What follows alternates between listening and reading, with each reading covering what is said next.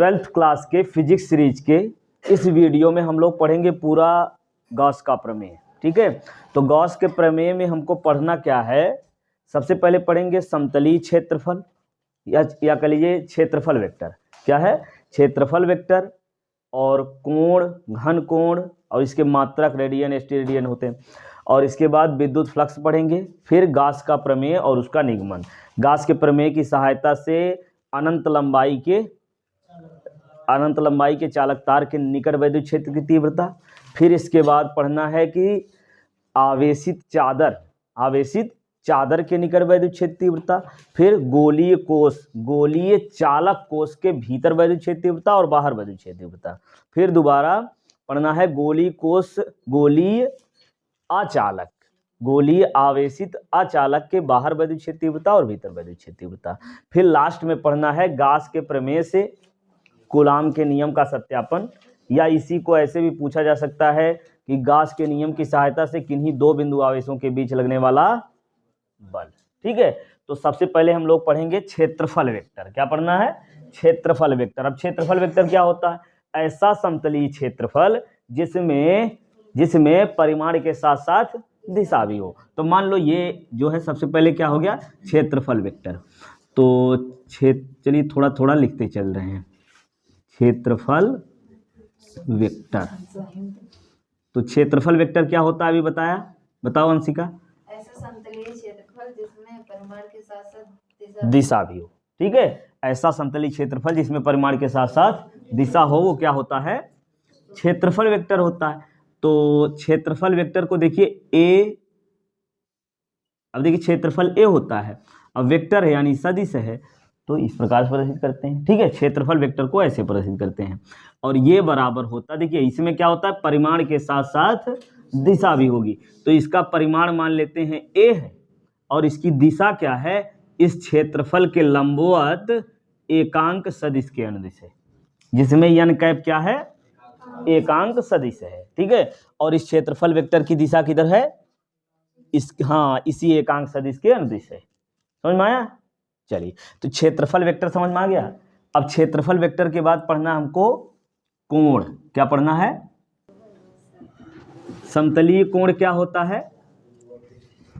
समतलीय कोण, तो ऐसे समझिए, ये वृत्त है, वृत्त के चाप द्वारा ये केंद्र पर बना कोण जो होता है, ये समतलीय कोण कहलाता है। बस समझ में आया? वृत्त के चाप द्वारा केंद्र पर बना कोण, ठीक है, ये क्या होता है, समतलीय कोण। अब मान लीजिए कि वृत्त के इस चाप की लंबाई यस माने या डी यस? यस मान लेते हैं। ठीक है, यहाँ थीटा लिखे हैं तो यस ही मानिए, यहाँ अगर डी यस लिखते तो यहाँ डी थीटा लिखते। सही है, तो यदि वृत्त के चाप की लंबाई क्या है, यस है, और आर त्रिज्या का ये वृत्त है, आर त्रिज्या के वृत्त के चाप यस द्वारा केंद्र पर बना कोण यदि थीटा है, ठीक है, तो क्या होगा, कोण बराबर, या कह लीजिए समतलीय कोण बराबर क्या होगा, चाप बटे त्रिज्या। ठीक है, तो कोण कितना है इसमें, थीटा, और ये चाप की लंबाई यस और त्रिज्या आर हो गया। समझ गए? अच्छा, इसका मात्रक क्या होता है, समतलीय कोण का मात्रक रेडियन होता है। क्या होता है? रेडियन। और इसकी विमा क्या होगी, विमाहीन राशि है। देखिए चाप की ये भी लंबाई है मीटर, ये भी लंबाई मीटर, कैंसिल, विमाहीन राशि होगी। समझ में आया? चलिए, तो समतलीय कोण समझ में आया। अब तीसरा समझेंगे घन कोण। क्या पढ़ना है? घन कोण। या तो यहाँ से 1 रेडियन परिभाषित कर लीजिए। कैसे करेंगे? देखिए, ये 1 रेडियन कब होगा, जब ये चाप त्रिज्या के बराबर होगा। ठीक है, त्रिज्या के बराबर चाप द्वारा, वृत्त की त्रिज्या के बराबर चाप द्वारा केंद्र पर बना कोण 1 रेडियन होता है। ये 1 रेडियन कब होगा, जब ये देखिए दोनों बराबर हो जाएगा, है ना, चाहे 5/5 तब भी 1 आएगा, 2/2 हो तब भी 1 ही आएगा, मतलब ये दोनों बराबर हो जाएंगे तो 1 आएगा, मतलब 1 रेडियन। ये 1 रेडियन कब होगा, वृत्त की त्रिज्या के बराबर चाप द्वारा केंद्र पर बना कोण 1 रेडियन होता है। याद हो गया ना? बताओ रंजना बताओ। हाँ, वृत्त की त्रिज्या के बराबर, हाँ, चाप द्वारा केंद्र पर बना कोण 1 रेडियन होता है। अब इसके बाद देखेंगे घन कोण। क्या पढ़ना है आप? तीसरा घन कोण। देखिए ये परिभाषाएं यदि याद रहेगी ना तो आगे जो हम डेरिवेशन करेंगे उसमें जो है सहायता मिलेगी। ये घन कोण, घन कोण क्या होता है? ये देखिए वृत्त की ये चाप द्वारा केंद्र पर बना कोण ना। अब यहाँ चाप की जगह यहाँ जो है हम पृष्ठीय क्षेत्रफल लेंगे। थोड़ा सा देखिए ऐसे समझिए, ये गोला है, मान लीजिए यहाँ गोला लेंगे, किसी गोले के ये ऊपर थोड़ी सी ये जगह लेंगे, जैसे मान लीजिए ये गोला है, इसमें थोड़ी सी जगह ऊपर इतना ले लिए। अब उसके द्वारा पूरा कोण जो बनेगा वो क्या होता है? घन कोण। देखिए इसमें ये पृष्ठीय क्षेत्रफल इस तरीके से समझिए, मान लीजिए कितना है? DA, ठीक है। अब इस पृष्ठीय क्षेत्रफल द्वारा केंद्र पर बना कोण क्या होता है? घन कोण। और इसको प्रदर्शित करते हैं किससे? D ओमेगा से, ठीक है। क्षेत्रफल कितना है? DA, पृष्ठीय क्षेत्रफल, इस पर ऊपर ये क्षेत्रफल कितना मान लिए? DA। अब इस पूरे क्षेत्रफल द्वारा केंद्र पर जो कोण बनेगा उसे हम घन कोण कहेंगे। ठीक इसी प्रकार से परिभाषित करिए। कैसे करेंगे? किसी गोले के पृष्ठीय क्षेत्रफल द्वारा केंद्र पर बना कोण घन कोण कहलाता है। याद हो गया ना? कोण और घन कोण एक बार में परिभाषित करो। चलो तृप्ति बताओ जल्दी से। समतलीय कोण और घन कोण। पहले समतलीय कोण।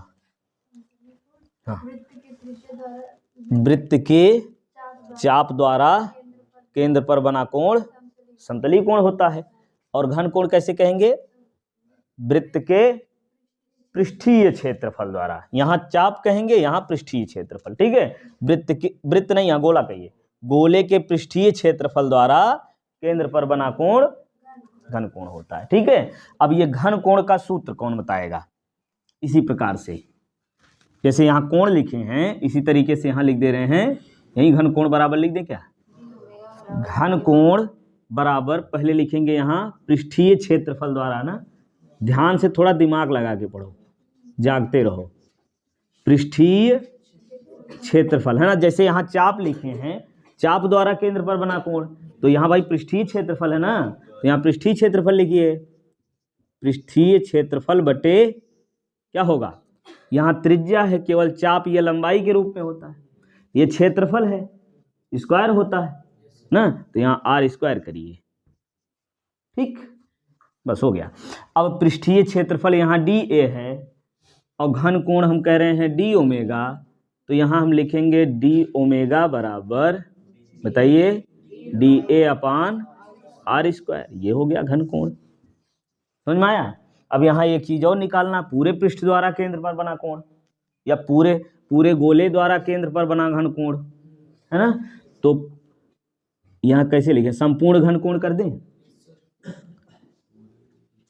या पूरे पृष्ठ से बना केंद्र पर कोण? तो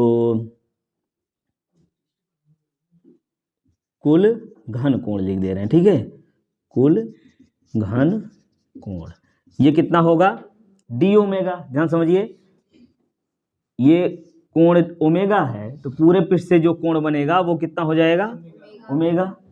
और यहाँ ये देखिए A क्या है? पृष्ठीय क्षेत्रफल, थोड़ा सा पृष्ठीय क्षेत्रफल, और गोले का पृष्ठीय क्षेत्रफल होता कितना है?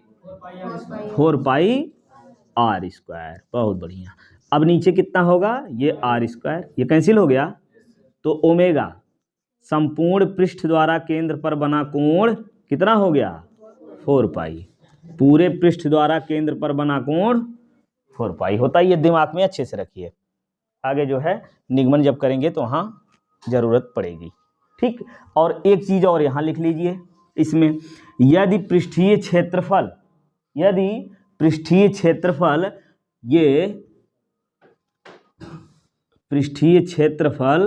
और ये क्षेत्रफल वेक्टर क्या एकांक सदिश कहेंगे, इन दोनों के बीच का कोण यदि थीटा है तो ये होता है D ओमेगा बराबर, यहाँ लिखेंगे इस जगह, ये हो जाएगा ओमेगा बराबर DA cos theta upon R square. ये कास थीटा समझ पा रहे हैं क्या है? ये पृष्ठीय क्षेत्रफल ये वाला इतना, ठीक है। इसका क्षेत्रफल जो है क्षैतिज घटक डी ए का जो क्षैतिज घटक है उसी को यहाँ लिए हैं हम लोग, डी ए का क्षैतिज घटक। तो ऐसे ही याद रखिए, इतना पर्याप्त है। तो क्या क्या याद रखना है?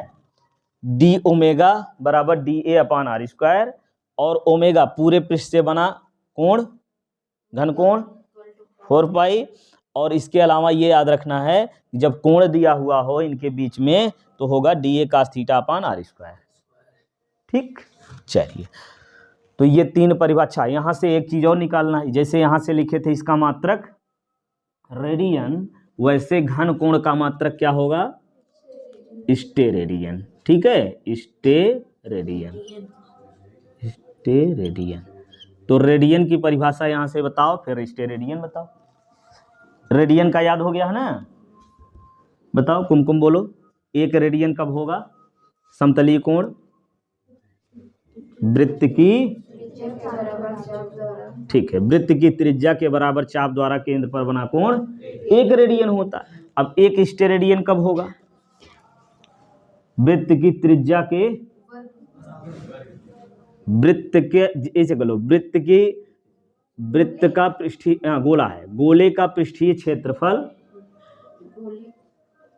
गोले का पृष्ठीय क्षेत्रफल यदि त्रिज्या के वर्ग के बराबर हो, गोले का पृष्ठीय क्षेत्रफल यदि गोले की त्रिज्या के वर्ग के बराबर हो तो उस पृष्ठीय क्षेत्रफल द्वारा केंद्र पर बना कोण घन 1 स्टेरेडियन होता है ना।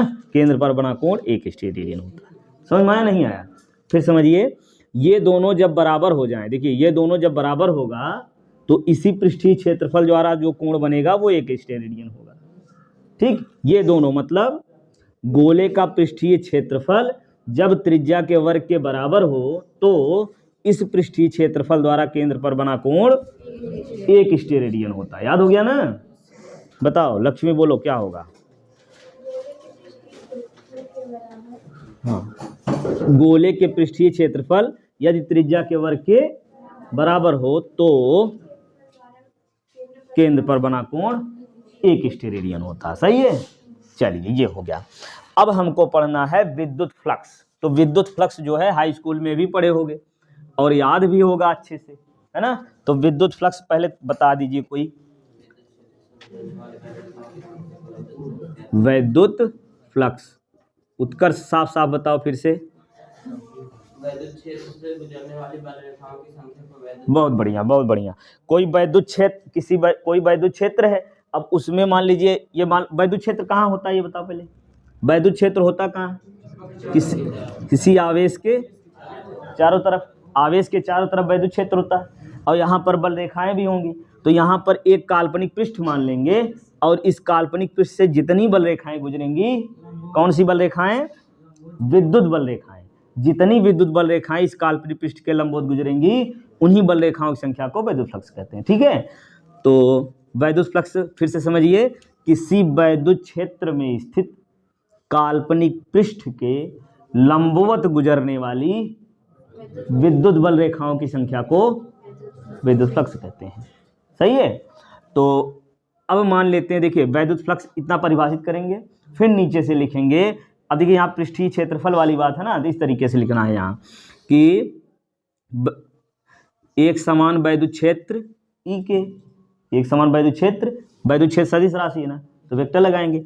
एक समान वैद्युत क्षेत्र ई के सूक्ष्म पृष्ठ क्षेत्रफल, अब ये क्षेत्रफल वेक्टर है, सूक्ष्म पृष्ठ क्षेत्रफल डी ए से गुजरने वाला वैद्युत फ्लक्स।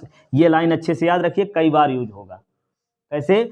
एक समान वैद्युत क्षेत्र ई में स्थित सूक्ष्म पृष्ठ क्षेत्रफल डी ए से गुजरने वाला वैद्युत फ्लक्स, डी फाई बराबर होगा ई डी ए, समझ गए? डॉट गुणन। और यदि वैद्युत क्षेत्र और क्षेत्रफल वेक्टर के बीच का कोण थीटा हो, यहां लिख दें, समझ जाओगे। क्या लिखें? यदि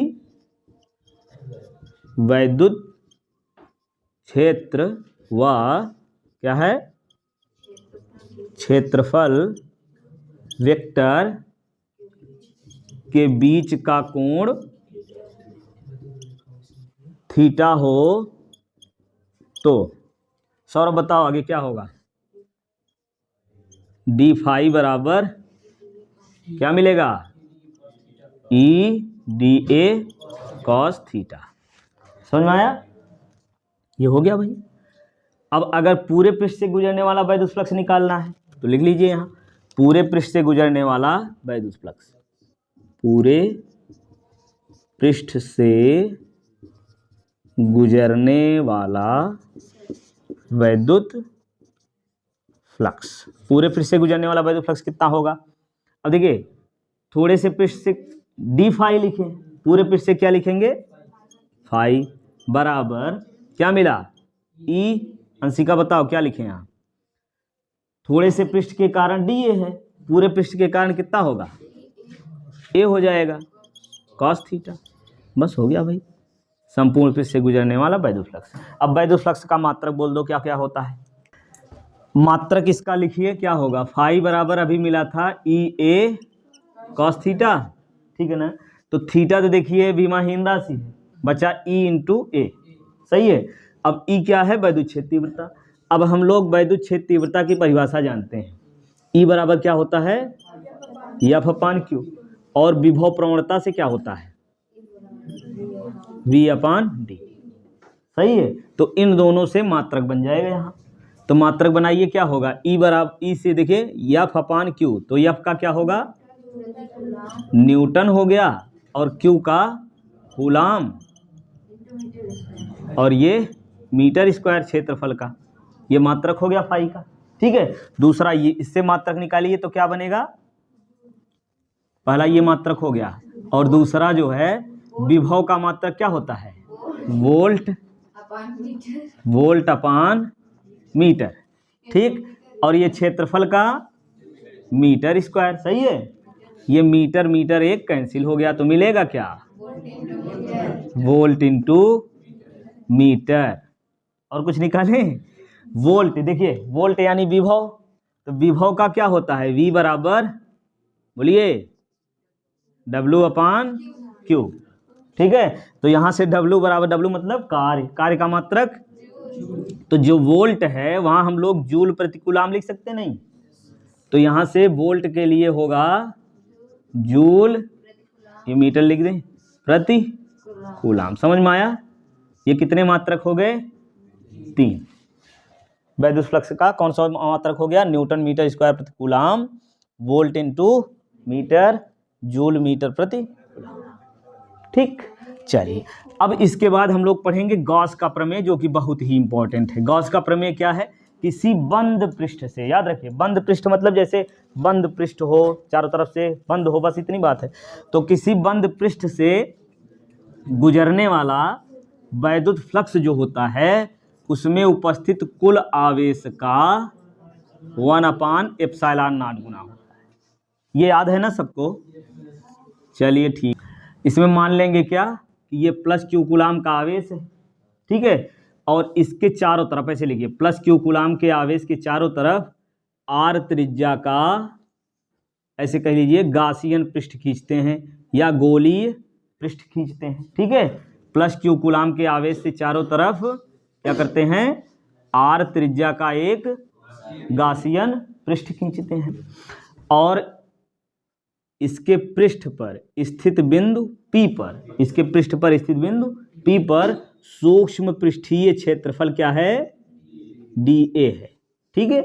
गासियन पृष्ठ कहाँ है ये पहले, वो गासियन, भैया गासियन पृष्ठ यहाँ लिख सकते हैं, क्योंकि गास के ये जो गोलीय पृष्ठ होगा इसी को हम क्या कहेंगे, गासियन पृष्ठ कहेंगे, ठीक है।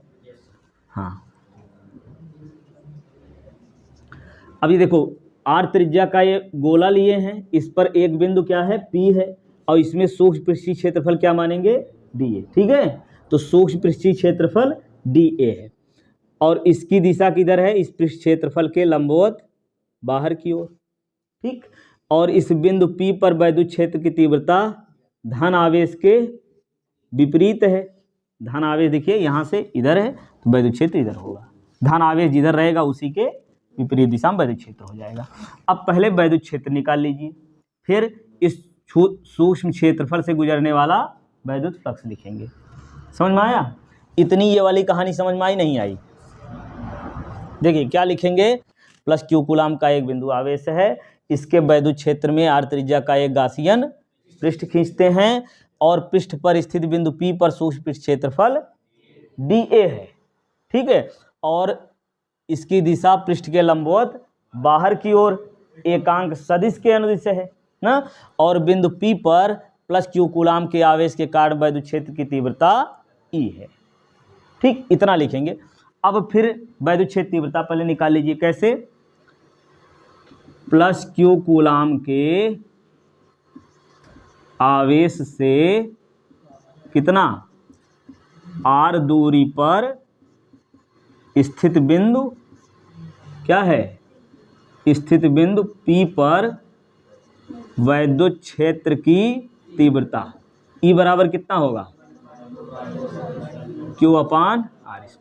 ये मिल गया, ठीक है। अब क्या मानेंगे कि एक समान वैद्युत क्षेत्र E, इसको मिटा दें, एक समान वैद्युत क्षेत्र E में, एक समान वैद्युत क्षेत्र E में सूक्ष्म पृष्ठ क्षेत्रफल dA से गुजरने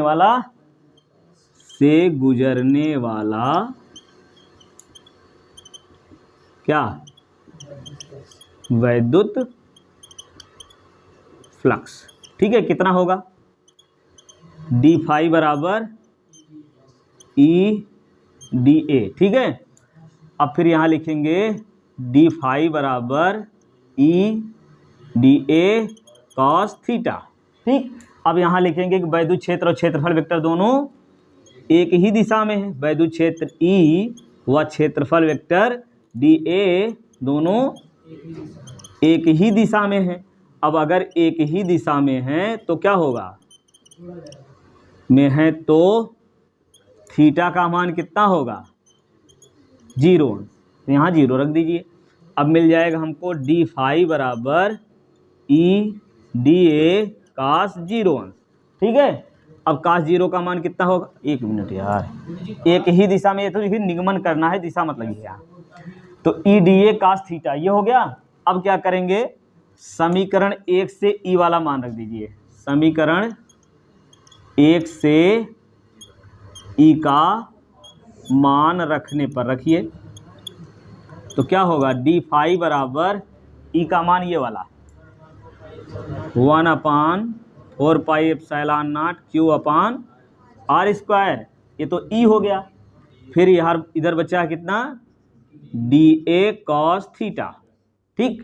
इसी को थोड़ा स्पष्ट रूप में ऐसे लिख लीजिए, d फाई बराबर 1/4 पाई एप्सिलॉन नॉट, और ये Q है ना, यहीं Q लिख लीजिए, और ये हो गया dA cos थीटा/r², ठीक है।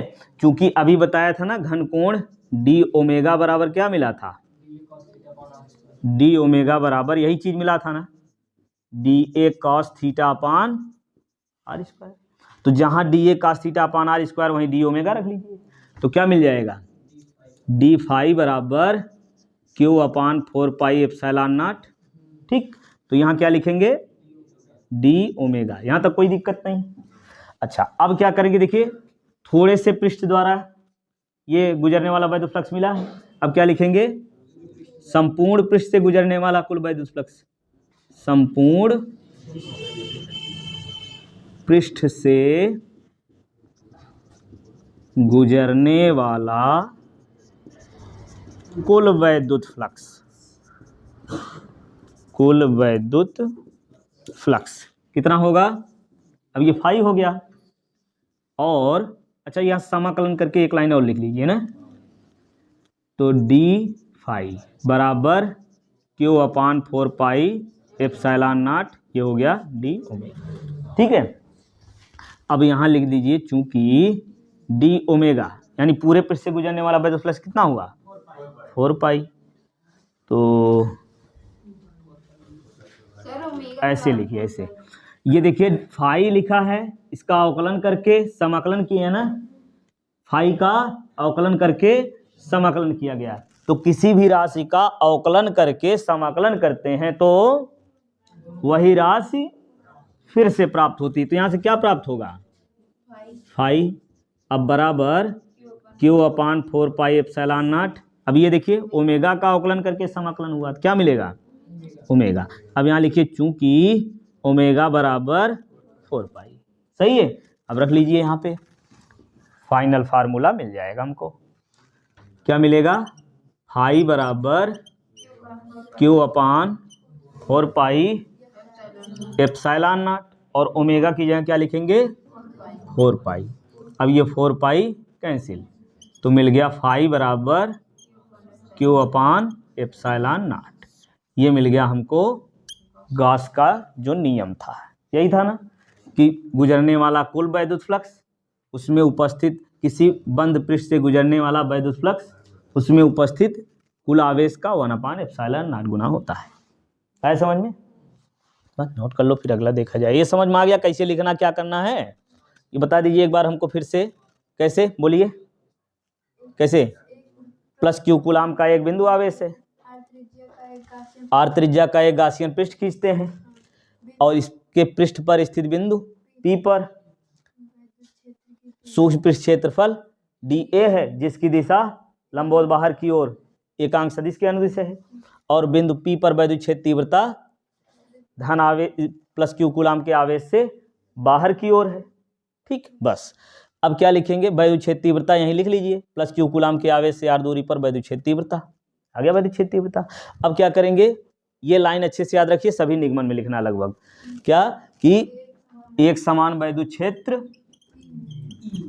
एक समान वैद्युत क्षेत्र ई में सूक्ष्म पृष्ठ क्षेत्रफल डी ए से गुजरने वाला वैद्युत फ्लक्स, ये हो गया।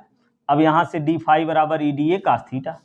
अब ई का मान यहाँ रख दीजिए 1/4 pi epsilon not Q upon R square. इसके बाद D A cos theta, D A cos theta upon R square एक तरफ कर लो। इसी का मान हम लोग जानते हैं ओमेगा, ओमेगा रख दिए, पूरे पृष्ठ से निकाल दिए तो फाई आ गया, ये ओमेगा हो गया। ओमेगा का मान रखिए 4 पाई कट गया, मिल गया ये। ठीक है, चलिए नोट करिए। फिर इसके बाद अब देखते हैं अनंत लंबाई के चालक तार के कारण चुंबकीय क्षेत्र तीव्रता।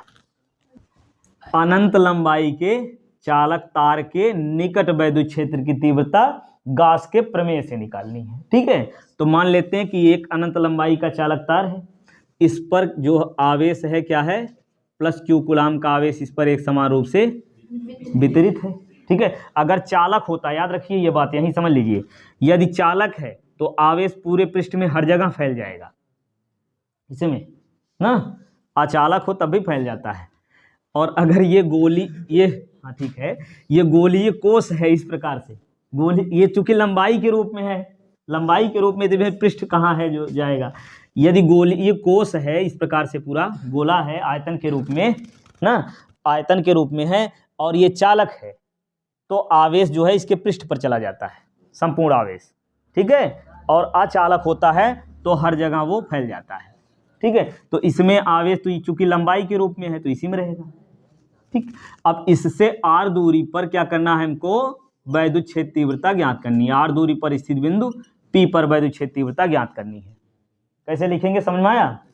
अनंत लंबाई का एक चालक तार है, इससे आर दूरी पर स्थित बिंदु पी पर वैद्युत क्षेत्र तीव्रता ज्ञात करनी है। तो क्या करेंगे कि इस तार के चारों तरफ आर त्रिज्या का एक बेलनाकार गासियन पृष्ठ खींचते हैं। क्या करते हैं? आर त्रिज्या का गासियन पृष्ठ। फिर समझिए क्या है कि इस तार के चारों तरफ आर त्रिज्या का बेलनाकार, ऐसे डॉट में बनाइए, एक बेलनाकार गासियन पृष्ठ खींचते हैं। ये पूरा कर लो यार। ठीक, समझ में आया ये बात? आर त्रिज्या देखो चारों तरफ ये बेलनाकार पृष्ठ हो गया। अब इस पृष्ठ पर वही बात क्या करेंगे? इस पृष्ठ पर सूक्ष्म पृष्ठीय क्षेत्रफल दिए और इसकी दिशा किधर है? लंबवत बाहर की ओर एकांक सदिश के अनुदिश है। ठीक है, और इस बिंदु P पर जो वैद्युत क्षेत्र की तीव्रता है, इसकी दिशा किधर होगी भैया? ये धन आवेश है, यहाँ धन आवेश है ना, जो बाहर की ओर होगी, तो वैद्युत क्षेत्र की तीव्रता भी यहीं दिखा दीजिए। यहाँ तक कोई दिक्कत तो नहीं है?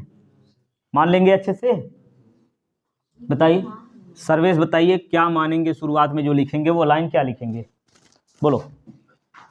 अनंत लंबाई के चालक तार से r दूरी पर स्थित बिंदु P पर वैद्युत क्षेत्र तीव्रता ज्ञात करनी है, ठीक है। और r दूरी पर यहाँ सूक्ष्म पृष्ठीय क्षेत्रफल dA है, इसकी दिशा बाहर की ओर, लंबवत बाहर की ओर एकांक सदिश के अनुदिश है, और बिंदु P पर वैद्युत क्षेत्र तीव्रता इस धन आवेश बाहर की ओर E है, एक समान वैद्युत क्षेत्र तीव्रता E बाहर की ओर, ठीक।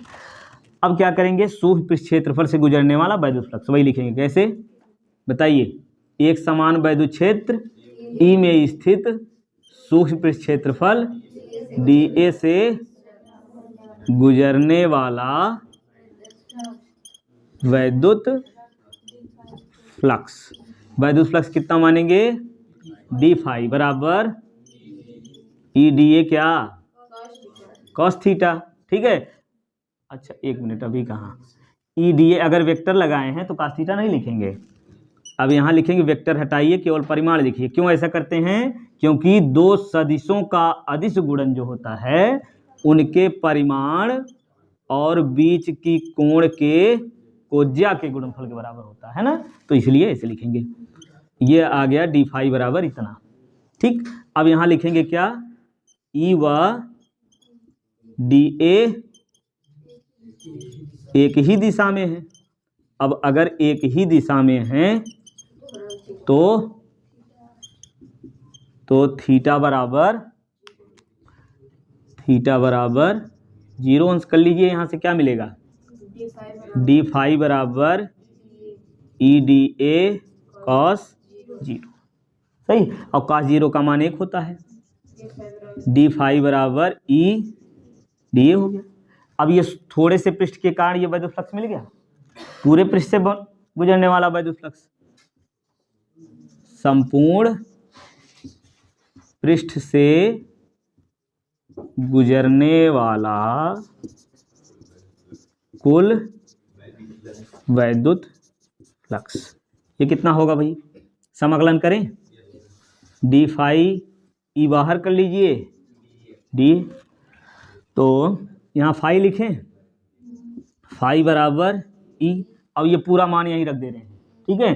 तो पूरा ये कितना होगा देखिए, चूंकि बेलनाकार है ना, मान क्या है, बेलनाकार है, तो यल लंबाई इसकी मान लीजिए कितना, यल लंबाई का ये यल लंबाई तक खींचे, तो कितना होगा ये पृष्ठीय क्षेत्रफल बेलन कितना होता है, 2 पाई आर एल, डायरेक्ट लिख दें, चूंकि ऐसे करके dA बराबर 2 पाई आर एल, तो ये कितना हो जाएगा 2 पाई आर एल, ठीक है।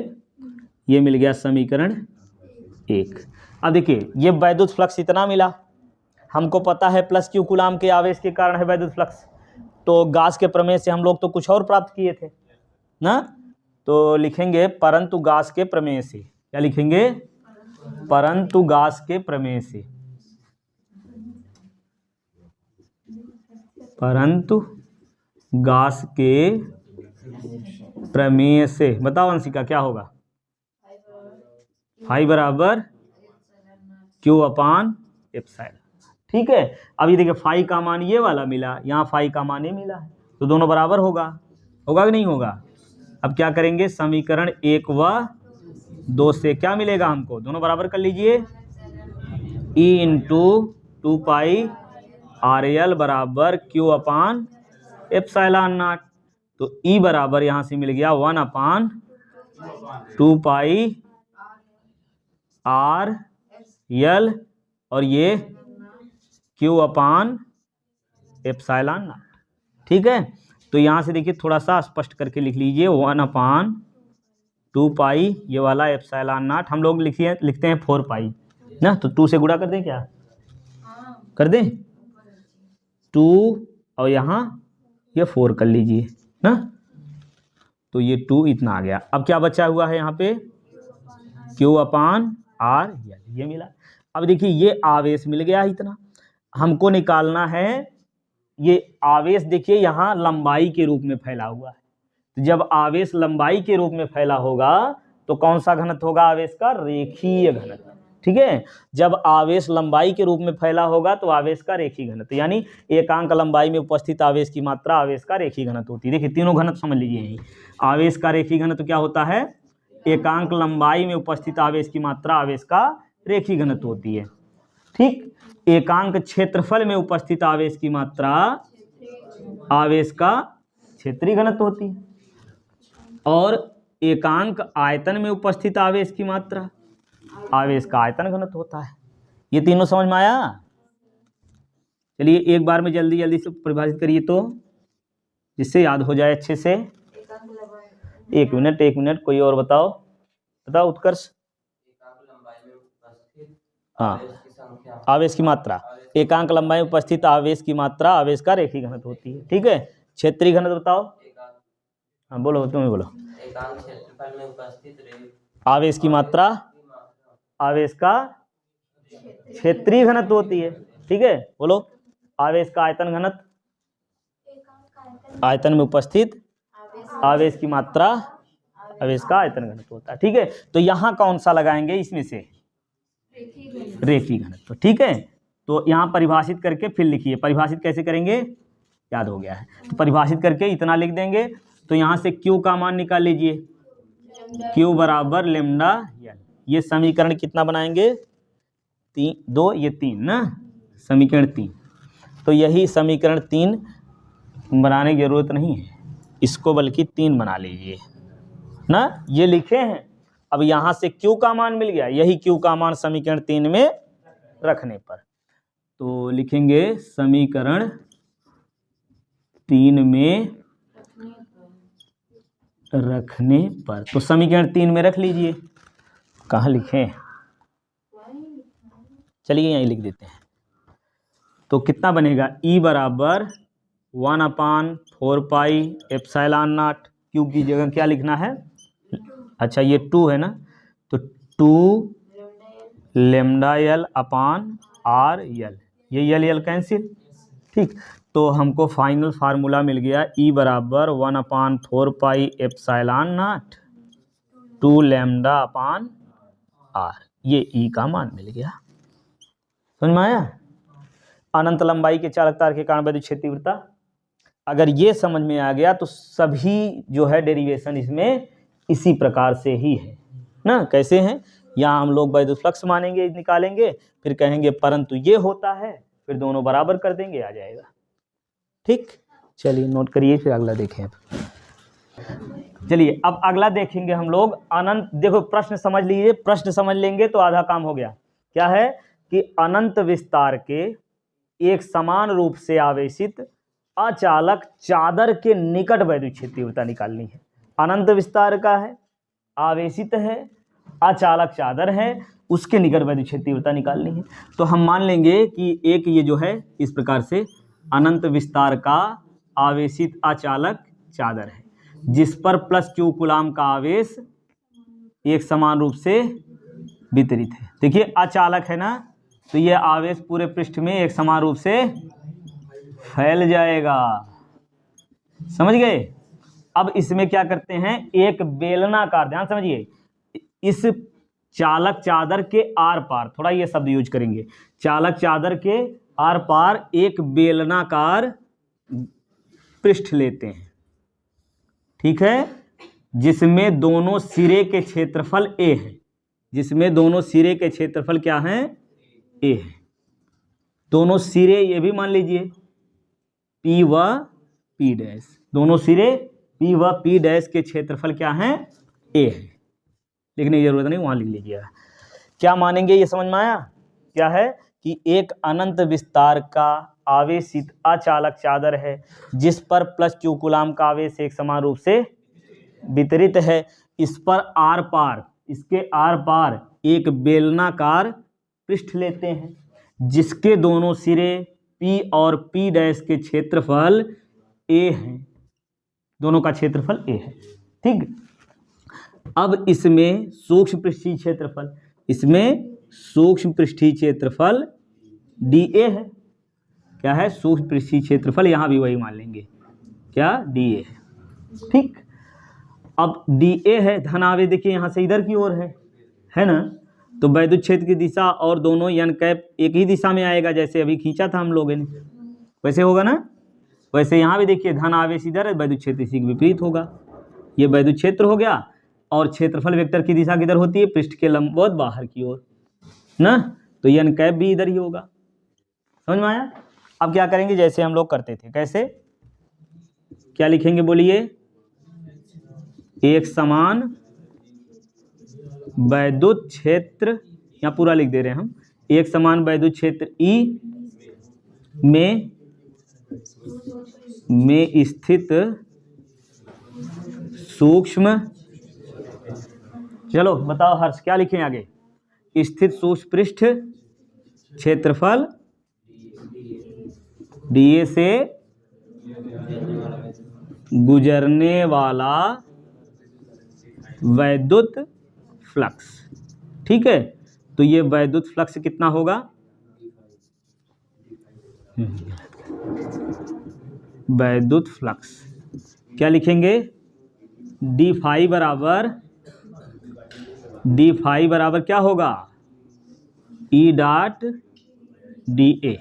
ठीक है। अच्छा एक चीज, दोनों सिरों से एक बार में निकाल लीजिए, है कि नहीं। तो एक सिरा इधर है, एक सिरा इधर, जितना क्षेत्रफल पृष्ठीय क्षेत्रफल इधर माने उतना इधर माने, और पूरा क्षेत्रफल ए इसका भी है इसका भी है, तो दोनों का एक साथ निकालिए। कैसे लिखेंगे, एक समान वैद्युत क्षेत्र ई में स्थित सूक्ष्म पृष्ठ क्षेत्रफल डी ए से गुजरने वाला, यहाँ दोनों सिरा जोड़ना पड़ेगा, ये बेलन के दोनों सिरे हैं, बेलन के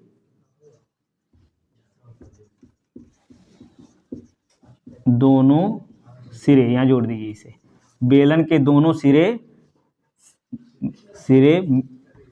में एक समान क्षेत्रफल इसे गुजरने वाला वैद्युत फ्लक्स। अब दोनों सिरों से कितना हो जाएगा कुल वैद्युत फ्लक्स, यही दो बार लिखेंगे, ई डॉट डी ए।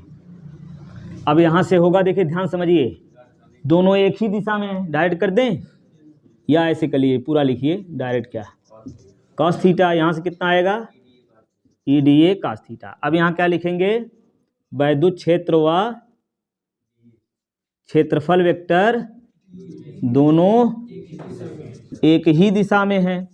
अब अगर एक ही दिशा में है तो क्या हो जाएगा, थीटा बराबर 0 अंश। अब यहाँ से हमको मिल जाएगा, क्या मिलेगा, चलिए यहाँ लिखते हैं, डी फाई बराबर ई डी ए। ठीक है, cos 0 का मान इतना ही लिख दें, अब प्लस ई डी ए। ठीक, अब पूरे पृष्ठ से गुजरने वाला वैद्युत फ्लक्स, पूरे पृष्ठ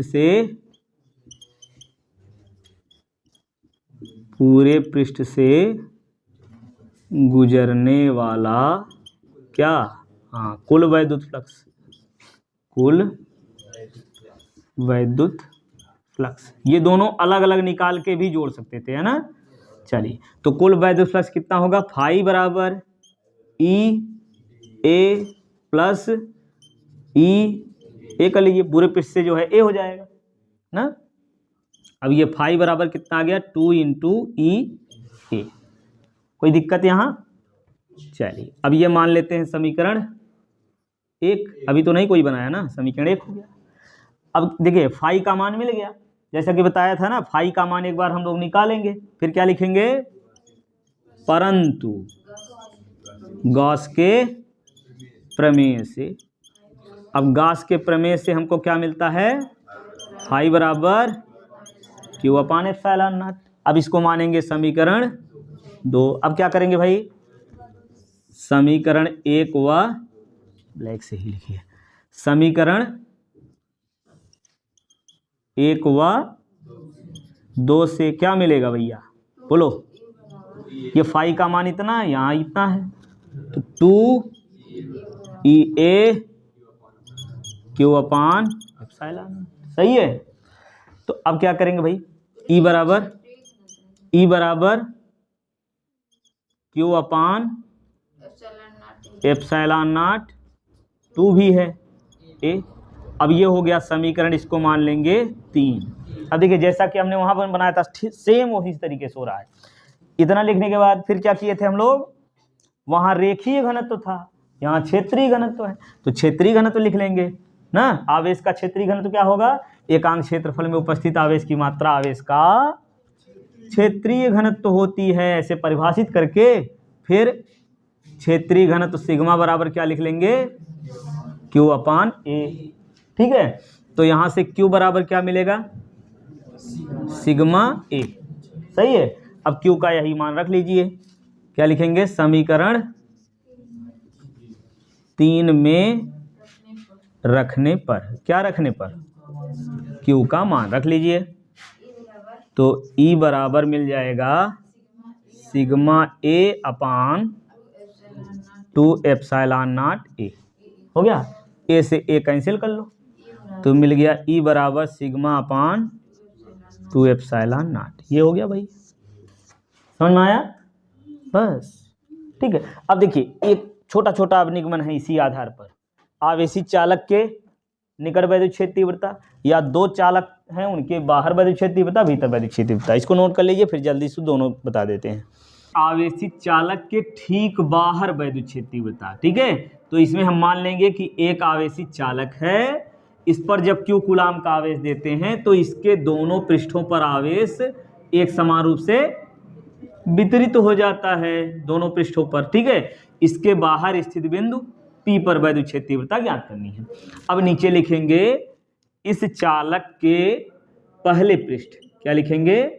पहले पृष्ठ के कारण कहाँ? बिंदु P पर वैद्युत क्षेत्र की तीव्रता। अब ये वैद्युत क्षेत्र तीव्रता होगी कितनी? पहले पृष्ठ से E1 मान लीजिए, अभी हमने निकाला पिछले निगमन में, सिग्मा अपान 2 एप्सिलॉन नॉट। ये समीकरण 1 मान लेंगे। फिर इसी प्रकार से लिखेंगे दूसरे पृष्ठ के कारण, क्या लिखेंगे? दूसरे पृष्ठ के कारण कहाँ? बिंदु P पर वैद्युत क्षेत्र की तीव्रता। अब ये कितना हो जाएगा? E2 बराबर सिग्मा अपान 2 एप्सिलॉन नॉट। ठीक है, यहाँ मानने के लिए आप शुरुआत में मान सकते हैं कि इसमें आवेश का पृष्ठीय घनत्व सिग्मा है। अब यहाँ लिखिए बिंदु P पर पहले पृष्ठ के कारण E1 की दिशा किधर होती है? वैद्युत क्षेत्र की दिशा भी बताया गया ना कि धन आवेश के विपरीत, चूंकि धन आवेश इधर है इसके विपरीत हो जाएगी, तो ये हो गई E1, ठीक है। और दूसरे पृष्ठ के कारण वो भी एक ही दिशा में होगी, इधर होगी, तो ये E2, दोनों एक ही दिशा में है। तो यहाँ लिखेंगे कि बिंदु P पर वैद्युत क्षेत्र एक ही दिशा में है। बिंदु P पर दोनों पृष्ठों के कारण, दोनों पृष्ठों के कारण वैद्युत क्षेत्र एक ही दिशा में है ना। और जब एक ही दिशा में है तो क्या होगा? है तो परिणामी वैद्युत क्षेत्र कितना होगा? परिणामी वैद्युत क्षेत्र E बराबर कितना हो जाएगा? E1 plus E2। E बराबर यहाँ से मिल गया E1 प्लस E2। अब मान रख दीजिए क्रम से E1 sigma upon 2 epsilon not, sigma upon 2 epsilon not, ये E हो गया। यहाँ से देखिए हर बराबर है, ये 2 sigma upon 2 epsilon not, 2 cancel, E बराबर सिग्मा अपान एप्सिलॉन नॉट हो गया ये, ठीक है। बाहर वैद्युत क्षेत्र तीव्रता ये आ गई, ठीक है। अब देखिए दो चालकों के कारण वैद्युत क्षेत्र तीव्रता निकालनी इसी प्रकार से। दो चालकों के कारण कैसे निकालेंगे इसी में समझ ले रहे हैं हम लोग।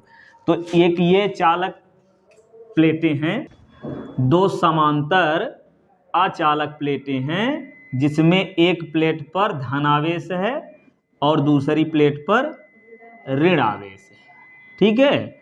अचालक प्लेटें हैं तो ये आवेश एक समान रूप से वितरित हो जाएगा। अब इन प्लेटों के बाहर वैद्युत क्षेत्र तीव्रता निकालनी है और अंदर वैद्युत क्षेत्र तीव्रता निकालनी है। तो दो प्लेटें हम मान ले रहे हैं, P1 है और दूसरा P2 है, ठीक है। तो आवेश इसमें प्लस Q कूलाम का आवेश है और दूसरी पर माइनस Q कूलाम का आवेश है। आवेश का पृष्ठीय घनत्व सिग्मा है, ये शुरुआत में मान लेंगे। कैसे मानेंगे? कि दो धातु की प्लेटें P1 और P2 हैं। P1 प्लेट पर प्लस Q कूलाम का आवेश है और P2 पर माइनस Q कूलाम का आवेश है। आवेश का पृष्ठीय घनत्व सिग्मा है। बस इतना मानने के बाद ये फिगर बनाइए। तो भीतर वैद्युत क्षेत्र तीव्रता निकालने के लिए मान लीजिए भीतर ये बिंदु P है, यहाँ वैद्युत क्षेत्र तीव्रता निकालनी है। तो इसके लिए क्या करेंगे, पहले पृष्ठ कौन सा पृष्ठ, पहला है P1, पहले पृष्ठ यहाँ लिखेंगे P1 के कारण बिंदु P पर वैद्युत क्षेत्र तीव्रता वही आएगा। फिर यहाँ लिखेंगे दूसरे पृष्ठ P2 के कारण वैद्युत क्षेत्र तीव्रता, ठीक वही हो गया। अब बिंदु P पर वैद्युत क्षेत्र तीव्रता, यहाँ देख लिए दिशा, देखिए धन आवेश के विपरीत, तो यहाँ से धन आवेश इधर है ना, जब इधर है तो वैद्युत क्षेत्र दिशा इसी के विपरीत होगी, तो ये हो गया E1, ठीक है। और दूसरा E2 किधर होगा, ऋण आवेश के विपरीत होता है, तो ऋण आवेश के कारण इस प्लेट से निकालें हम, तो इस प्लेट से ऋण आवेश, ये प्लेट ऋण आवेशी था ना, तो इसके कारण वैद्युत क्षेत्र किधर होगा, ऋण आवेश की दिशा में, तो एक ही दिशा में आ जाएगा, है ना, दोनों एक ही दिशा में हो जाएंगे। यहाँ लिखेंगे कि दोनों के कारण वैद्युत क्षेत्र एक ही दिशा में है, परिणामी वैद्युत क्षेत्र तीव्रता ये हो जाएगी, कहाँ, भीतर वैद्युत क्षेत्र तीव्रता, दोनों प्लेटों के कारण भीतर वैद्युत क्षेत्र तीव्रता यही आएगी। ठीक इसी प्रकार समझ में आया। अब अगर बाहर निकालना है तो बाहर के लिए क्या करेंगे, बाहर मतलब हेडिंग क्या होगी कि दो समांतर धन आवेशित तथा ऋण आवेशित प्लेटों के बाहर वैद्युत क्षेत्र तीव्रता, बाहर वैद्युत क्षेत्र तीव्रता के लिए फिर वही मानेंगे हम लोग पूरा। तो अब की बार ये बिंदु बाहर P कर लेंगे, तो बाहर ये बिंदु P है, तो ठीक उसी प्रकार से लिखना है, पहले पृष्ठ P1 के कारण P पर वैद्युत क्षेत्र तीव्रता, दूसरे पृष्ठ P2 के कारण वैद्युत क्षेत्र तीव्रता यही आएगी।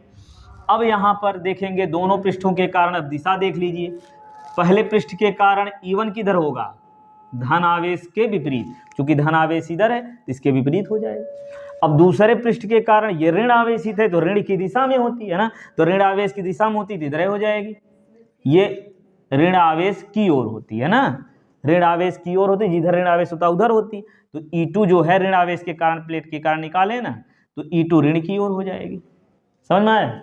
तो जब विपरीत दिशा में है यहाँ लिखेंगे के कारण दोनों पृष्ठों या दोनों प्लेटों, यहाँ पृष्ठों नहीं लिखे, दोनों प्लेटों के कारण, या पृष्ठ भी लिखेंगे चलेगा, दोनों प्लेटों के कारण, यहाँ प्लेट लिखिए, दोनों प्लेट, अचालक प्लेट है ना धातु की, तो दोनों प्लेटों के कारण वैद्युत क्षेत्र की दिशा किधर हो जाएगी, विपरीत दिशा में होगी, वैद्युत क्षेत्र यहाँ लिखेंगे विपरीत दिशा में है, तो परिणामी वैद्युत क्षेत्र तीव्रता कितनी हो जाएगी, माइनस, अब ये माइनस हो जाएगा, अब दोनों बराबर है तो घट करके 0 हो गया, तो परिणामी वैद्युत क्षेत्र तीव्रता 0 हो गई, ठीक है। चलिए अब इसके बाद देखेंगे हम, एक समान रूप से आवेशित गोलीय कोश है, ये क्या है, एक समान रूप से आवेशित गोलीय कोश है, और इसका केंद्र O और त्रिज्या मान लेते हैं R है, ठीक है। और जब इस पर प्लस Q कूलाम का आवेश देते हैं तो ये आवेश इसके पृष्ठ पर एक समान रूप से वितरित हो जाता है, चूंकि चालक है तो पृष्ठ पर आवेश आ जाएगा, अचालक होता तो हर जगह आवेश फैल जाता, ठीक है। अब इसके बाहर वैद्युत क्षेत्र तीव्रता ज्ञात करनी है, तो मानेंगे कि इसके केंद्र से R दूरी पर स्थित बिंदु P पर वैद्युत क्षेत्र तीव्रता ज्ञात करनी है, केंद्र से R दूरी पर इस वृत्त के बाहर स्थित बिंदु P पर वैद्युत क्षेत्र तीव्रता ज्ञात करनी है। पूरी कहानी ये समझ में आई, क्या लिखना है, O केंद्र वाला एक गोलीय कोश है जिस पर प्लस Q कूलाम का आवेश देने पर इसमें आवेश एक समान रूप से इसके पृष्ठ पर वितरित हो जाता है, गोलीय कोश की त्रिज्या R है, केंद्र से स्मॉल r दूरी पर स्थित बिंदु P पर बाहर वैद्युत क्षेत्र तीव्रता ज्ञात करनी है। तो फिर क्या करेंगे, r त्रिज्या का एक गासियन पृष्ठ खींचते हैं। अब ठीक जैसे निगमन हम लोग कर रहे थे वैसे करना, इस बिंदु P पर ज्ञात करना, तो क्या करेंगे, इस बिंदु P पर सूक्ष्म पृष्ठीय क्षेत्रफल dA है, अब इसकी दिशा किधर होगी, बाहर की ओर, और धन आवेश है, धन आवेश के कारण वैद्युत क्षेत्र की दिशा भी यहाँ बाहर की ओर हो जाएगी। अब यहाँ क्या लिखेंगे, जैसे लिखते थे एक समान वैद्युत क्षेत्र, एक समान वैद्युत क्षेत्र E में, एक समान वैद्युत क्षेत्र E में सूक्ष्म पृष्ठ क्षेत्रफल dA से गुजरने वाला वैद्युत फ्लक्स। यहाँ पर वैद्युत फ्लक्स कितना हो जाएगा, जैसे हम लोग लिखते थे उसी प्रकार से लिखेंगे। वैद्युत फ्लक्स क्या होगा, डी फाई बराबर ई डॉट डी ए हो जाएगा, फिर E D A cos theta, और यहाँ फिर लिखेंगे वैद्युत क्षेत्र और क्षेत्रफल वेक्टर दोनों एक ही दिशा में हैं। ई व डी ए क्या है, एक ही दिशा में है, और जब दोनों एक ही दिशा में हैं तो क्या हो जाएगा, में हैं, तो यहाँ से हमको मिल जाएगा, थोड़ा इंक भर ले, तो ई एक ही दिशा में है, जब दोनों एक ही दिशा में है तो कास थीटा, ये थीटा का मान हो गया 0। अब यहाँ से मिल जाएगा हमको डी फाई बराबर ई डी ए, ठीक है, ई डी ए। अब पूरे पृष्ठ के कारण वैद्युत फ्लक्स संपूर्ण पृष्ठ के कारण क्या उत्पन्न वैद्युत फ्लक्स, ये वैद्युत फ्लक्स कितना हो जाएगा, पूरे पृष्ठ से समाकलन करेंगे, डी फाई, ई बाहर कर लीजिए, डी ए, अभी आ गया फाई बराबर ई इंटू ए। अब देखिए पृष्ठीय क्षेत्रफल कितना होगा, यहाँ लिख दीजिए ऐसे, या तो पृष्ठीय क्षेत्रफल गोले का 4 पाई आर स्क्वायर, तो यहाँ रख दीजिए 4 पाई आर स्क्वायर, ठीक। अब यहाँ से ये देखिए फाई का मान मिल गया।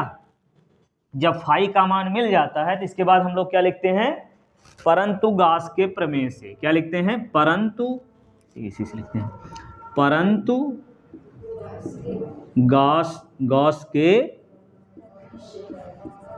प्रमेय से क्या होगा, फाई बराबर क्यू अपान एप्सिलॉन नॉट, यही ना, ये समीकरण 2 हो गया। अब समीकरण 1 और 2 से देखिए क्या करेंगे, जैसे हम लोग हमेशा करते थे, कैसे, फाई का मान ये मिला, फाई का मान ये मिला, दोनों बराबर कर दीजिए।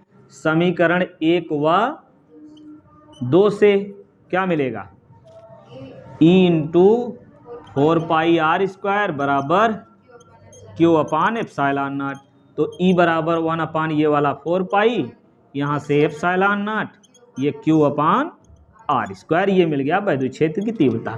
अब हम लोग जानते हैं किसी बिंदु आवेश के कारण, देखिए कोई बिंदु आवेश है, इससे आर दूरी पर वैद्युत क्षेत्र तीव्रता कितनी होती है, 1 upon 4 pi epsilon not Q upon R square, मतलब यही चीज होता है। तो यहाँ से ये जो गोलीय कोश है ये किस प्रकार व्यवहार कर रहा है, इस सूत्र के अनुसार हमको क्या मिला कि ये आवेश जो है वो बिंदु आवेश है, समझ गए, तो ये चीज मिल गया हमको।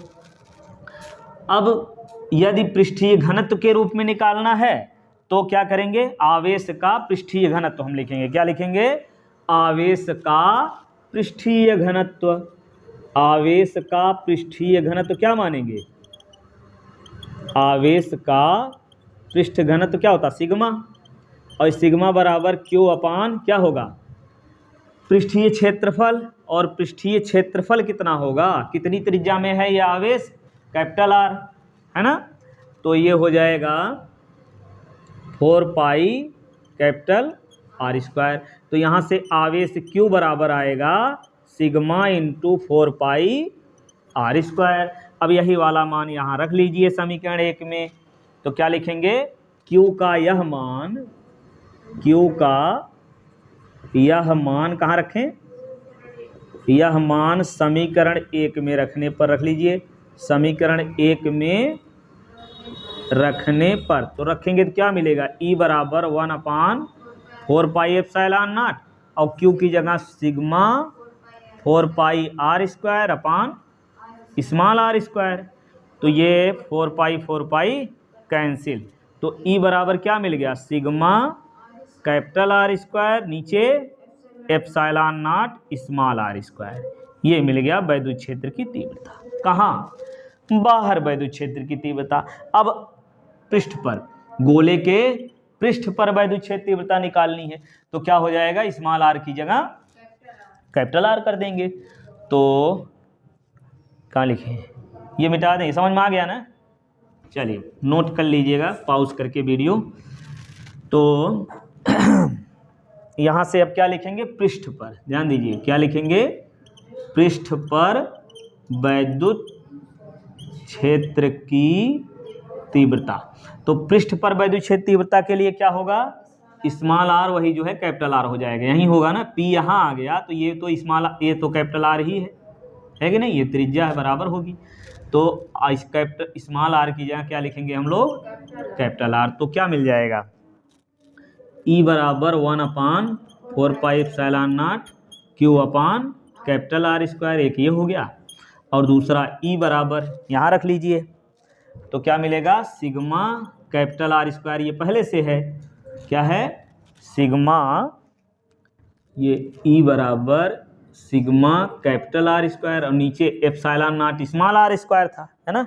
स्मॉल आर की जगह यहाँ फिर से कैपिटल आर कर देंगे तो ये कैंसिल हो गया, तो हमको मिल जाएगा E बराबर सिग्मा अपान एप्सिलॉन नॉट। ये कहाँ मिला, पृष्ठ पर। ये हो गया पृष्ठ पर वैद्युत क्षेत्र तीव्रता। अब अगर भीतर वैद्युत क्षेत्र तीव्रता निकालनी है तो क्या करेंगे, भीतर तो आवेश होगा नहीं, भीतर ऐसे डायरेक्ट लिख लीजिए, क्या लिखेंगे कि चालक कोश है तो आवेश एक समान रूप से पृष्ठ पर वितरित हो जाता है, भीतर आवेश नहीं होता है, तो आवेश नहीं होगा, वैद्युत क्षेत्र नहीं होगा, तो जो है क्या होगा, वैद्युत क्षेत्र तीव्रता जो है क्या हो जाएगी, शून्य हो जाएगी। वैद्युत फ्लक्स यहाँ उत्पन्न नहीं होगा तो फाई का मान 0 हो जाएगा, वैद्युत क्षेत्र भी 0 हो जाएगा। ठीक, इतना कर देंगे। इसी प्रकार से समझेंगे, एक समान रूप से आवेशित अचालक गोले के कारण वैद्युत क्षेत्र तीव्रता, ये अचालक है। अब अगर अचालक है तो ठीक इसी प्रकार से मान लीजिए, कैसे कि एक कैपिटल आर त्रिज्या का गोलीय आवेशित अचालक है, ठीक है। अब अचालक है और इसका केंद्र जो है O है, त्रिज्या क्या मानेंगे, आर ही मान लीजिए, ठीक है। आर त्रिज्या का ये गोलीय चालक है, जो क्या है, गोलीय आवेशित अचालक है, क्या है, गोलीय आवेशित अचालक है। और इस पर जब प्लस Q कूलाम का आवेश दिया जाएगा तो ये आवेश पूरे पृष्ठ में ना हर जगह एक समान रूप से वितरित हो जाएगा, हर जगह आवेश होगा इसमें, ठीक है। और जो है यदि चालक होता ये तो भीतर आवेश शून्य हो गया था, यहाँ भीतर आवेश शून्य नहीं होगा। अब इसके बाहर पहले हम लोग निकालेंगे, इसके बाहर r दूरी पर स्थित बिंदु P पर वैद्युत क्षेत्र तीव्रता निकालनी है, तो ठीक उसी प्रकार से मानेंगे, है ना। तो ये मानने वाला काम हो जाएगा, ठीक है। बिंदु P पर फिर कहेंगे बिंदु P पर सूक्ष्म पृष्ठ क्षेत्रफल dA है, यहाँ वैद्युत क्षेत्र तीव्रता E है। चलिए अंतिम टॉपिक भी समझ लेते हैं, कौन सा है, गॉस के नियम से कूलाम के नियम की व्याख्या कर लीजिए या कूलाम के नियम का निगमन कर लीजिए, ठीक है, या गॉस के नियम से किन्हीं दो बिंदु आवेशों के बीच लगने वाला बल, ठीक है।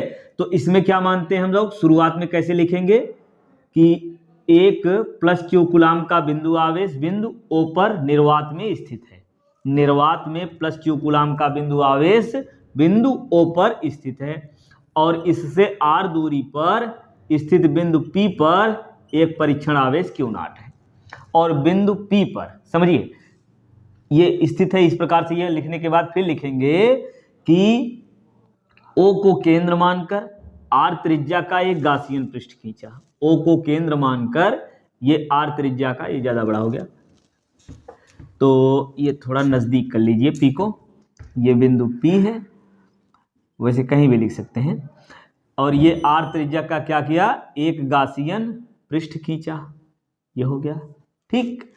और इस बिंदु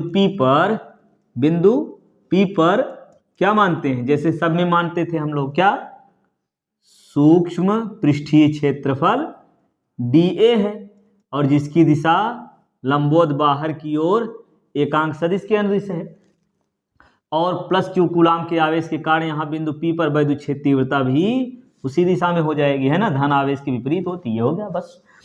अब जैसे लिखते थे हम लोग उसी प्रकार से लिखेंगे, कैसे कि सूक्ष्म पृष्ठीय क्षेत्रफल क्या है, dA, यहाँ लिखेंगे एक समान वैद्युत क्षेत्र, या डायरेक्ट लिखिए कि वैद्युत क्षेत्र E, वैद्युत क्षेत्र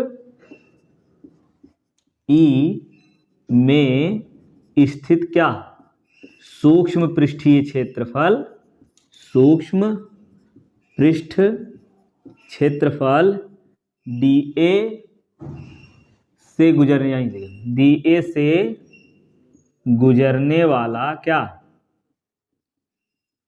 वैद्युत फ्लक्स।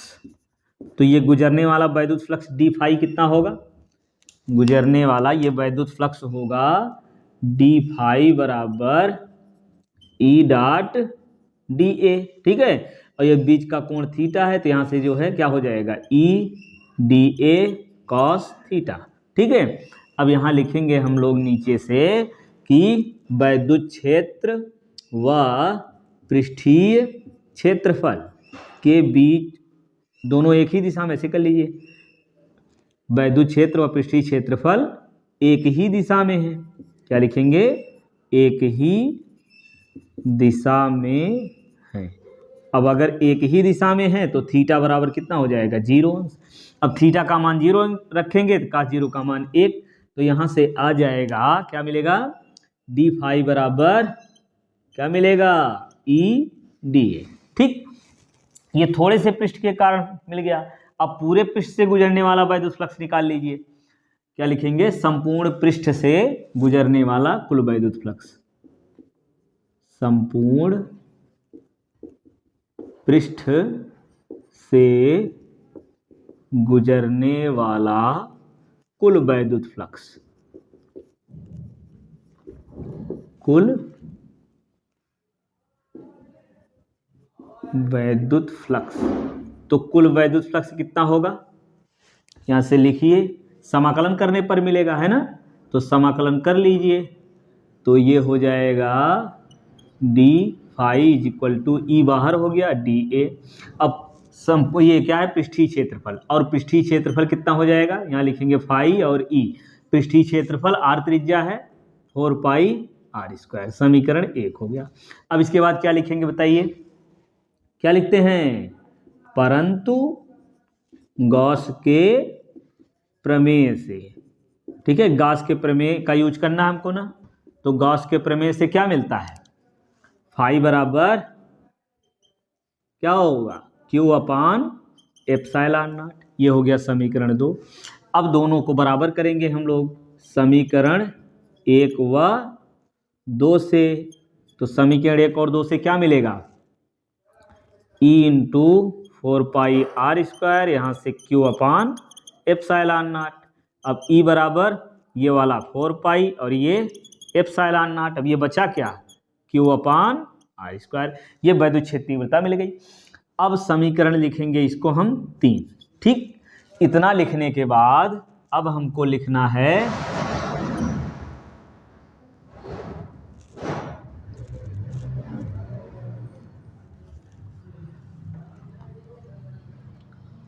ये क्या लिखेंगे, इसके बाद अब लिखेंगे हम लोग क्या, ठीक है, ये वैद्युत क्षेत्र तीव्रता हो गई, हमको निकालना है बल, तो यहाँ लिखेंगे वैद्युत क्षेत्र की तीव्रता की परिभाषा से, क्या लिखेंगे, वैद्युत क्षेत्र की तीव्रता की परिभाषा से।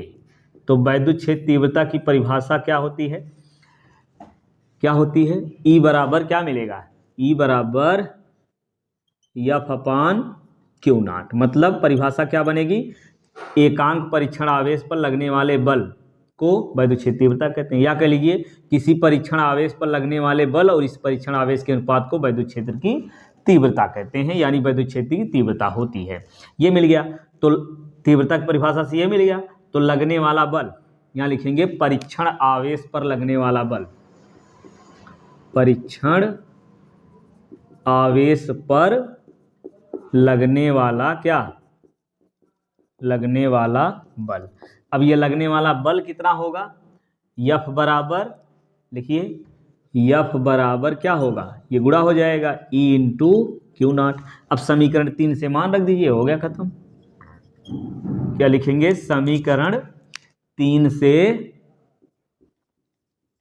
समीकरण 3 से ई का मान रखने पर, अब ई का मान रखिए, क्या मिल जाएगा, एफ बराबर ई का मान देखिए 1/4 पाई एप्सिलॉन नॉट और ये क्यू अपान आर स्क्वायर, ये हो गया ई का मान। ये पूरा ई हो गया, अभी इसी में गुणा करना है Q नॉट, ठीक है। तो ये लगने वाला बल मिल गया। यही तो होता है ना कूलाम का नियम, Q और Q नॉट यदि r दूरी पर हैं तो इनके बीच लगने वाला बल यही तो होता है 1/4 pi epsilon not Q not upon r square. तो इस प्रकार से गॉस के प्रमेय से कूलाम के नियम की व्याख्या होगी, ठीक है। लगने वाला बल मिल गया। तो इस प्रकार से ये गॉस का प्रमेय से रिलेटेड सभी महत्वपूर्ण या जितने भी इसमें जो है डेरिवेशन है, निगमन है, सबको हमने कर लिया। अब इसके बाद अगला वीडियो हम लोग पढ़ेंगे विभव और धारिता से रिलेटेड, ठीक है। विभव और धारिता से रिलेटेड अगले वीडियो में हम लोग पढ़ेंगे।